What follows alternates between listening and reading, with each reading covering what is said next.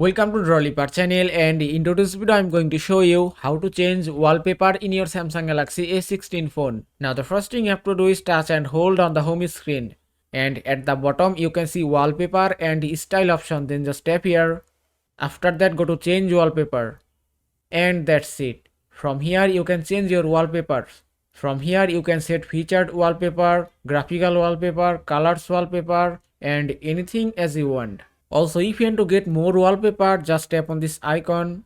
Now from here, at first you have to turn on your Wi-Fi or mobile data, and then go to get more wallpapers, and that's it.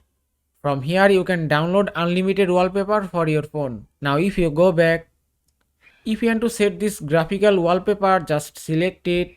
You can set this wallpaper lock screen and home screen both. If I select only lock screen and then tap on next, then tap on done, and it's done. Now if I lock my device, and you can see wallpaper has been changed successfully. And that is how you can change wallpaper in your Samsung Galaxy A16 phone. I hope this video was helpful. If it was, please give it a thumbs up and don't forget to subscribe.